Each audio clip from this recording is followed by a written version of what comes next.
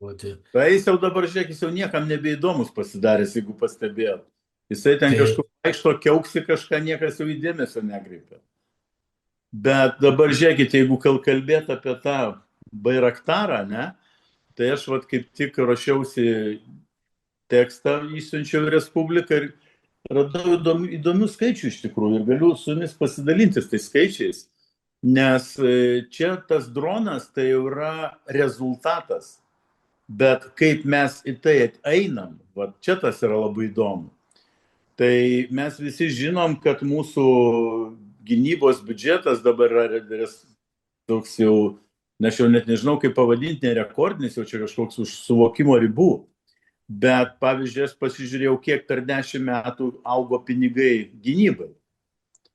Tai 2015 metais, kada jau buvo, nes mes skaitom, kad karas tai prasidėjo nuo 14 metų, ar ne? mm, Ar aš neteisus? Nes pas mus Nu, vis taip yra tokių nuomonių, reikia pasakyti. Jo, Taip. tai gynybai išlaidos sudarė 0,4–0,5 milijardo eurų ir sudarė maždaug 1% nuo BVP mūsų. Tai tada Lietuva pradėjo po truputį didinti finansavimą ir po 5 metų, 2020 metais, jau išaugo gynybos biudžetas iki 1,1 milijardo, o tai sudarė 2,13% BVP. Tai reiškia, kad per tos 5 metus mes pasiekėm dvigubai padidinom savo finansavimą ir pasiekėm tą normą, kurios reikalavo NATO. Prisimena, 2% buvo toks reikalavimas. Tai yra valstybių, kurios ir dabar dar to nepasiekė. Dar didesnis šuolis matėsi per sekančius 5 metus, tai 25 metais mūsų biudžetas pasiekė 3,36 milijardus eurų ir tai jau sudarė 4% BVP. Dar nebuvo Trumpas pareikalavęs 5%. Tai jau buvo tikrai labai aukštas finansavimo lygis, lyginant netgi su visom išsivyščiusiom valstybėm. Tai vertinant va šitą 50 metų laikotarpį, gynybos išlaidos išaugo 7 kartus per 10 metų. Ne 7%, ne 70%, o 7 kartus. Tai rodo ne tik finansinį augimą, aišku, tai visai gynybai, bet ir kiek mes atsipjaunam pinigų nuo socialinių visokiausių reikalų. Bet tai, kas prasidėjo nuo 26 metų, tai kitaip kaip psichozė jau pavadinti neįmanoma. Tai kaip visi žinot, mūsų biudžetas yra 5,38 BVP procento ir tai yra 4,78 milijardo eurų. Tai čia yra kosminiai pinigai. Ir dabar aš noriu pasakyti, kad mes nepavarkim skaičiuoti tais nuo BVP procentais. Nes mes turim skaičiuoti nuo biudžeto mūsų, nuo biudžeto pajamų, o ne BVP. Tai jeigu žiūrėt nuo biudžeto, tai pas mus biudžetas yra nuo 20 iki 22 milijardų eurų.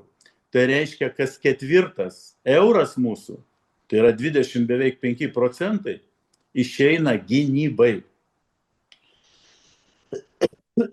Kodėl pasakoju apie šitos skaičius? Tai yra vienas didžiausių rodiklių visoje NATO sistemoje. Mes esam antri. Iš viso NATO mes esam antri po Lenkų. Lenkų yra dar didesnis. Atsiprašau, bet Lenkų didelis yra todėl, kad Lenkai turi tankų surinkimą. Jie pagal licenciją korėjietiškus tankus gamina. Ir šitie pinigai taip pat įskaičiuojami į BVP jų procentą gynybai. Tai matant, kur pas mus nueina šitie pinigai ir matant tą droną, aš net nežinau, kaip šitą reikėtų vertinti, todėl kad mes statom visokius dantis, poligonus darom, apie ką vėliau kalbėsim, tai apie dantis tos drakono, tai gerai vienas komentatorius pasakė. Sako, tai kodėl nepagavo tas dronas tų dantų? Dantis nepagavo drono. Tai sako, tas buvo įsižiojęs tuo metu drakonas, tai todėl praskrido lengvai. Jau žmonės tyčiojasi iš mūsų visų šitų dalykų ir tai va tiek norėjau pasakyti, kad jūs suprastumėt, kur mūsų pinigai nukeliauja. Ir ne vienas parlamentaras sako, kad visi šitie pinigai nukeliaus į statybas ir į pirkimus. Nes iš to lengviausiai pavogti pinigus. Tai tokia čia yra situacija ir ačiū, kad išklausėt, bet šiaip vaizdelis tai yra labai liūdnas. Gintarai, jeigu galima tą skaičiuką, kiek nuo BVP skiriamas šiais metais paskutiniai duomenys yra nuo BVP? Nuo BVP 5,38, nors mes buvom įsipareigoję 5 procentus. 5,38, tai yra 4,709 milijardo eurų. Taip. Tai palyginimui sveikatą. Atsiprašau, dar vieną dalyką privalau pasakyti. Trumpas kalbėjo, kad 1,5 procento nuo šitos sumos galima skirti infrastruktūrai. Ta pati daro italai, jie tiltus stato ten ir visą kitą, Meloni pasakojo. Bet mūsų kariškiai pasakė ne, infrastruktūrai šitų pinigų skirti negalima. Taip, ir apsisukę toliau pasakoja, kad, reiškia, kaip NATO pajėgos ateis į pagalbą Lietuvai, atėjus tai vadinamai dienai X, kadangi mūsų kelių būklė, mūsų tiltų būklė, mūsų geležinkelio infrastruktūra yra apgailėtinos būklės ir ta prasme, kad nebus įmanoma nei transportuoti čia tais keliais, nei geležinkeliais, reiškia, tos karinės įrangos, jeigu kartais toksai poreikis iškiltų. Bet kariškiai sako, kaip tu, Gintarai, minėjai, kad ne, šitų pinigų kelių, geležinkelių ir kitų, reiškia, viešųjų tų infrastruktūrai neskirsime. Bet aš palyginimui norėjau, tai pasižiūrėjau skaičių, kiek yra skiriama lėšų sveikatos apsaugai 2024 metais. Ir jie visada pateikia mums skaičių tokį, pasakysiu, kokį skaičių yra oficialiai valstybės pateikiamas, kad sako, jūs čia neverkite, mes sveikatos apsaugai skiriame gerokai daugiau negu kad gynybai. Sveikatos apsaugai yra skiriama 7,8 procentai nuo bendrojo vidaus produkto. Tai kiti skaičiuotojai, Gintarai, dar pasakytų, kad tai yra beveik 2 kart daugiau negu kad mes skiriame gynybai. Bet pasižiūrėjus į tuos 7,8 procento, čia aš kalbu tiesa skaičius yra 24 metų, bet jisai, manau, labai stipriai nesiskiria, kalbant apie santykinį tą skaičių ir 25 ir 26.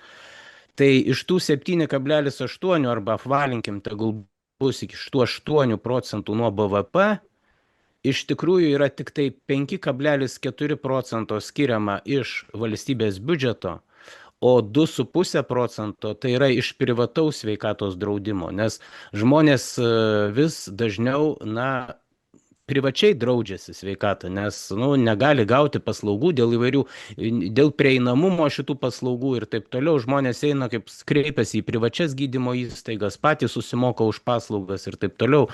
Yra galų gale ir tas papildomas privatus draudimas. Tai kai lyginami yra šitie du skaičiai, gerbiami žiūrovai, visada turėkite omenyje, kad kai jums valstybės politikai sako, kad sveikatos apsaugai mes skiriame 2 daugiau negu kad gynybai, turėkite omenyje, kad sveikatos apsaugai nemaža dalis iš to skaičiaus, kurį jie pasako, tai yra privačios lėšos, ne valstybės biudžeto pinigai. O apie dronus, kurie čia atskrido, aš nežinau, kokios yra čia paskutinės versijos, nes didžioji dalis žiniasklaidos priemonių antraštės, jeigu paskaitysime, tai visur buvo akcentuojama iš Rusijos pusės įskrido, iš Rusijos atskrido. Skaitant jau patį straipsnį, galima jame atrasti, kad ten yra keliama versija, jog pats dronas gali būti ukrainietiškas. Bet vis tiek straipsnio antraštyje būtinai reikėjo pabrėžti, kad tas dronas įskrido iš Rusijos pusės.